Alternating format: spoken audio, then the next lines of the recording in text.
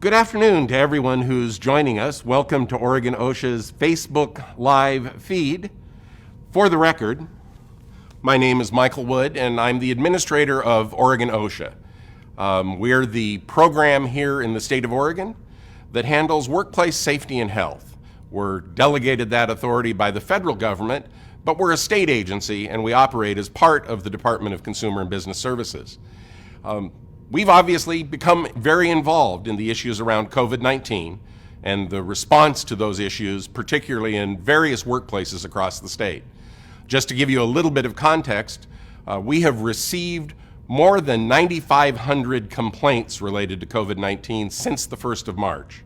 In a typical year, from all sources, we receive about 2,000 complaints in the entire 12-month period. So we're going a lot faster and covering a lot more ground than we normally do. That does mean that when we address those complaints, we're reaching out to employers using what we call the phone fax method. It's really the phone email method now. There probably are still 10 or 12 fax machines in the state. But we make contact by telephone, we talk about the issues, and then we share the concerns that were shared in the complaint, and we ask the employer to respond. Sometimes we do basically the same thing by letter. We'll talk about that a little more as we go. I want to make sure that we have plenty of time to answer the questions that come in. I also want to let you know that if there's a question that doesn't get answered here on the live feed, we will be following up to answer it. So either individually in some cases or in a broader medium, we'll be getting back to everybody and we'll answer all the questions that we receive during this session. So the first question is how we recommend an employee or manager handle a situation if a customer or an employee enters the business without a facial covering. Those really are two different questions. When it comes to the employee, it should be handled by the manager the same way they handle any management issue. If the individual needs to be wearing a facial covering to go about their work, then it's just like requirements for personal protective equipment or for eyewear or for a proper dress code in the establishments that have one of those. And the employee needs to handle that. Now, it's true that there may be issues around medical accommodation or disability, and in the case of employees, most employers already know how to navigate those issues whenever they're confronted with a disability and the need to reasonably accommodate. But we need to be clear that when we talk about reasonable accommodation, that doesn't mean just ignoring the public health guidance. It doesn't mean ignoring the facial covering mandate. The same thing's true with members of the public. If somebody comes in without a facial covering and they're in a business that's covered by that requirement or that otherwise has established that requirement, then they should be reminded gently about the need to have a facial covering on. Good practice is to have a supply of lightweight disposable facial coverings in place. It's also not a bad idea to have a few face shields that can be sanitized between use so that if somebody isn't comfortable wearing a mask or other facial covering that ties to their face, they can still wear a face shield and be in compliance. They may have a disability or a condition that makes it difficult for them to wear a facial covering, and you need to address that to the degree you can. But once again, that doesn't mean simply allowing them into the business based on that medical need without protecting the other employees and members of the public there. It's important when we talk about facial coverings that we recognize that the reason for the public health mandate that the governor and the Oregon Health Authority have put into place is to protect other individuals. We need to recognize that, especially with the asymptomatic and pre-symptomatic spread of this disease, every person we encounter may be a potential source of infection, and that means they should be wearing a facial covering when we encounter them. So the second question that we've got here is, what is the process when a member of the public or an employee files a complaint about a workplace they believe to be unsafe? Well, in normal times, we look at that complaint, we make a decision about whether to handle it phone, fax, or by letter, or perhaps to inspect immediately. In relation to COVID issues, however, we're exclusively running those to the phone, fax, or letter contact.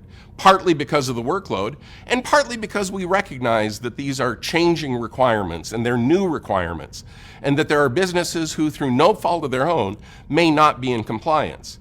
Using the phone fax method means that we can reach out to them, we can talk to them about the issues, and we can get things fixed without ever needing to conduct an inspection. And so that's the typical process. That's what has happened or is happening in almost all of those 9,500 complaints that we've addressed. Now, there are a handful where, in order to confirm what's going on or otherwise address the issues, or in order to deal with an employer who's simply refusing to come into compliance with the requirements, we end up doing an inspection. We've done a little over 100 inspections related to COVID-19 in the last few months. So compared to the number of complaints, that's not very many. But we are on the ground and we're able to do those inspections if we need to. So the third question is whether a business can comply simply by posting the required signs, and then a person comes in without a mask. Can the business assume that that person has a medical condition that prevents them from wearing a mask or prevents them from wearing a facial covering? And there are a couple reasons why you really can't do that. The first thing is that you need to have a conversation with them about how you can accommodate them. Even if they have a medical condition that prevents them from wearing a facial covering, they cannot simply be allowed into the business in an unrestricted fashion. So you need to think about ways that you can provide curbside delivery or catalog purchasing or some model like that that allows you to provide them access to the services without putting other customers or the workers at risk. And that means they need to have a facial covering on if they enter the establishment. The fourth question is to walk through the proper use of masks in the workplace. You saw that I had a facial covering on earlier. You'll also notice that I tend to use the phrase facial covering because when we talk about masks, we're usually talking about a procedure mask, the sort of mask that you think of as a surgical mask. And there are a lot of great facial coverings out there that aren't that sort of mask. This is the one that I wear. The proper use is very simple. Whatever facial covering you have on needs to cover your nose and your mouth. The idea is that it is stopping you from propelling droplets when you speak, when you breathe, and certainly if you're doing anything like shouting or singing or speaking very loudly, the likelihood that you can send those droplets a good distance is very real. And the primary method of transmission of COVID-19 appears to be through exactly that droplet projection.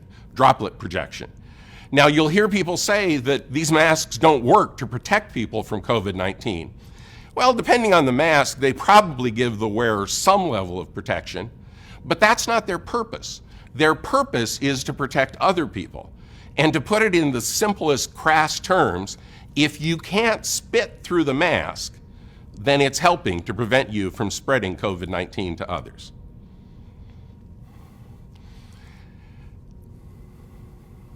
So there's a question asking what a worker should do if their workplace refuses to institute facial covering wearing.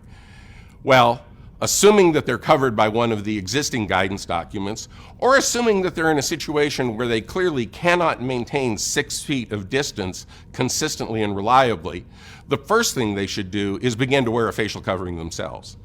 And they should approach their employer, and they should remind them that it is a requirement, that it's necessary to protect workers from each other, to protect the public from workers and protect workers from the public. And they should encourage the employer to go ahead and do that voluntarily. I'd even suggest that they encourage the employer to reach out to us if that seems appropriate.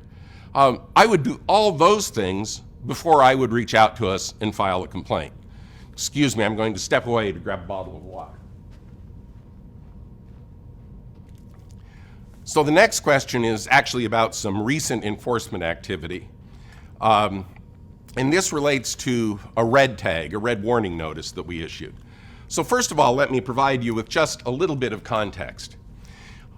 We do have a tool that is technically called a red warning notice and frequently just gets referred to as a red tag. And when we encounter employers who aren't prepared to come into compliance during the course of an inspection, we'll hang one of those red warning notices. Now, we can basically do two different things with the red warning notice. We can hang a red warning notice that describes what the employer needs to do to comply and says that they are prohibited by the red warning notice from continuing to operate out of compliance. So if they come into compliance, they'll actually be operating within the red tag. The other option that we sometimes use when we're in very complex situations and we have really recalcitrant employers is we'll literally hang a red tag that shuts the operation down until we can confirm that they are operating in compliance.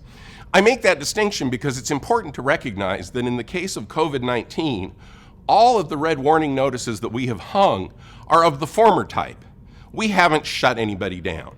We don't carry padlocks and wouldn't if we could, but we haven't issued any of those red tags that actually say that a business can't operate. There's a pharmacy in Lakeview where we issued a red warning notice just yesterday, and that's one of the questions that came up. I think it's important to understand we didn't close the doors of that pharmacy. We hung a red warning notice indicating that the pharmacy had to have facial coverings on employees and customers in order to continue to operate. The pharmacy owner decided that rather than putting the facial coverings on and requiring people to wear them, they would close their doors and operate just from a curbside standpoint.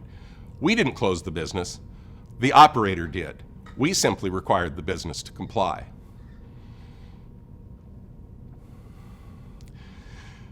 So there's a question asking about consequences for a business that receives a citation. There are a range of potential consequences. If we conduct an inspection and we issue a citation for violations as part of that inspection, in relation to COVID-19, there will be a penalty.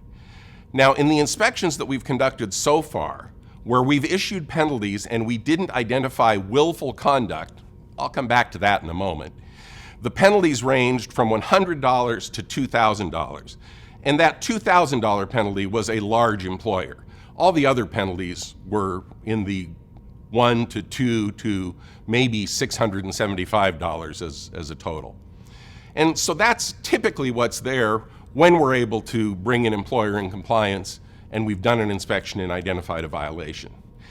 Now, if we conclude that the violation is willful, in other words, that they clearly know what we or the governor's office or OHA expect from them, and they continue to refuse to comply with it, then the penalty gets higher. The minimum penalty for a willful violation is $8,900. And we have issued penalties for several willful violations that were $8,900, $14,900, and $15,000. Those are the penalties that we've issued so far in the context of COVID-19. There's also a question teed up here about what responsibility an employer has for employees that are working from home. There really is a very limited responsibility for employers.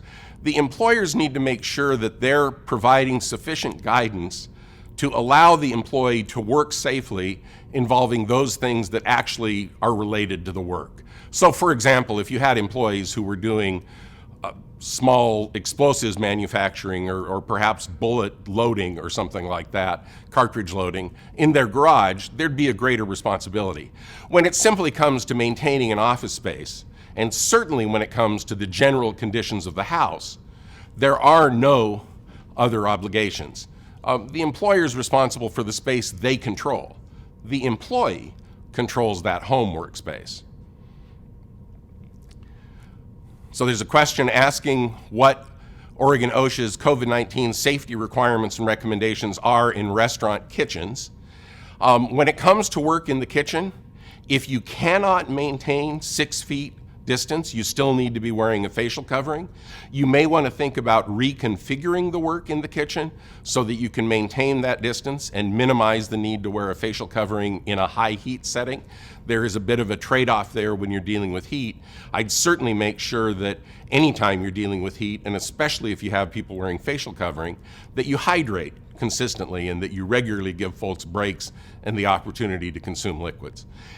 People also are concerned about foodborne transmission issues. And it's important to recognize that all our understanding of this disease is that it isn't a foodborne illness. So neither Oregon OSHA, nor to the best of our knowledge, the folks who regulate food safety, have any particular concern about COVID-19 in relation to food preparation specifically.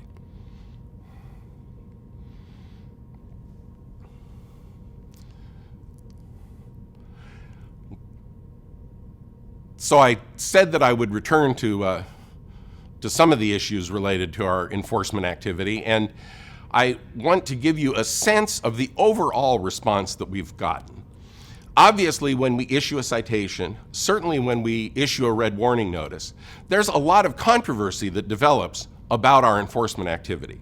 There are customers and patrons and employees of businesses who are pleased that we're taking action. There are some of those people who are upset that we don't take more action and that we don't take it sooner. But there are also customers and patrons of businesses, and certainly employers, who are often upset when they're confronted with a citation, and certainly when they're confronted with a red warning notice. And so it's important to recognize that all of those feelings and all of those concerns are out there, but those aren't the typical case. In the typical case, we hear about an issue, we reach out to the employer, we talk through the issues, what they need to do to come into compliance if it appears that they're not in compliance, and they do that. And that's the end of the story. As I've said, we've received 9,500 complaints and counting. So far, we've issued fewer than 12.5 citations. We are out there to enforce when necessary, but the real goal here is to keep all of us safe in the midst of a global pandemic that is affecting Oregon, that is affecting Oregon businesses, and that is affecting all of us in economic ways as well as in fears for our health. We need to work together to try to resolve this. From my perspective, wearing a facial covering is actually a simple enough, minor step to not only protect other people, but keep Oregon businesses open and operating. There'll be some information on the screen in a moment to let you know how you can contact us either for assistance or if you need to bring issues to our attention.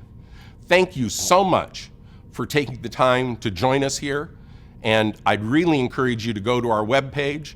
One easy way you can reach it is at orosha.org. There'll also be a web address posted in the minute. They take you to the same place. Thank you again.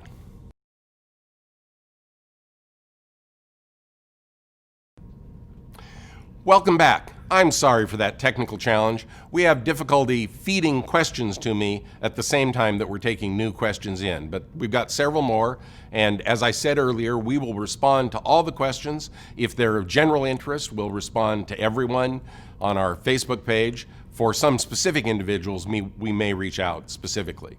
So there's actually a question here that talks about a particular employer and says that their employees were not wearing masks. When the customer asked, they basically told them they didn't have to. They didn't even have face shields, and it suggests that they weren't enforcing social distancing either. As it happens, I recognize the employer's name. We've got complaint activity at that establishment, and we may go out, but we're certainly going to be reaching out to them again because we've gotten that complaint. If the employer refuses to address it, you can go to our webpage and you can address it there by bringing it to our attention. That will prompt the same sort of contact I described earlier. The next question is, how should public agencies enforce the face covering mandate while making sure that accommodations are being met? Well, so the important thing here, if we're talking about the public agency providing service, is they need to provide reasonable accommodations. That means that they need to continue to protect people from the public health risks in a public health emergency. So if there are alternative ways, and this is true of all employers, if there are alternative ways to provide the service that can eliminate that risk, then they need to do that. Really, they're required to do that in situations where they're facing people with a disability. But if there is no way to accommodate without allowing people to simply operate without masks and without restrictions, they need to comply with the requirement to have facial coverings in place. And in some situations, that does mean that they'll have to deny service if they're not able to determine another way to provide it. So there's a question here asking why we sent out letters to manufacturing environments telling them that they received information we were not complying with social distancing. And then when speaking with other manufacturing businesses in the area, they said they received the same notice. Why not just send us letters asking what we're doing instead of a notice of a threat? Well, the answer is, if we sent you a letter indicating that we had received complaints, then that means we'd received complaints. And we were simply describing to you what was in the complaint that we received. I'll tell you that given the number of complaints we've received, it's entirely likely that one business and their competitors may have received very similar complaints and therefore very similar letters. As the question itself notes, we indicated that we received the complaint and we asked the employer to respond to it. That's not a threat, that's an inquiry seeking information. And if I've described the process already that shows how in most cases we determine that either the employers were in compliance or that the employers can readily come into compliance by making some changes. And that's the end of the discussion. So the next question, it's a good question, is whether places can receive a citation and pay it and then continuing violating the guidance and get another citation and never actually become in compliance. Well, technically, I suppose that's possible. We don't view the citation as a permit to allow the employer to violate the rules. And in fact, repeat penalties get expensive and willful violations get expensive. I talked about the willful violations that we've issued so far that have been $8,900 up to $15,000. It's important to recognize that the maximum authority we have for a willful violation runs up as high as $126,749. In that context, I think businesses that choose to pay the fine and ignore us are certainly taking a risk they probably don't want to be taking. So the next question asks whether this video will be publicly available, and it will be, both through Facebook, and I think it will be linked on our page as well. We may try to see if we can edit that gap out in the middle where we weren't able to take questions, but we'll certainly have this material available to you. And so now, let's look at wrapping things up once again. I know there are more questions in the queue, and I appreciate the fact that there's been so much interest, and I appreciate the fact that a number of you stayed with us, even when we had to drop the feed for a while. It looks like we've got one more question to take, and then we will wrap up. So the question is, what does an employee of one business do when the worksite also has other employees or other businesses that are there at the same time? And this isn't talking about something where you've got multiple employers like a construction site. This is really talking about a special event such as a wedding. Well, the OHA requirements apply to all activities. Our jurisdiction here at Oregon OSHA is limited to the workplace. So if there are customers and guests who are creating risks for one another, that's not something we can address. However, if there are employees working at that wedding and they are exposed to those customers and guests, that's a workplace exposure. That's just like a member of the public coming into a restaurant or coming into a retail establishment, and we can tackle that. Otherwise, it becomes an issue for local public health.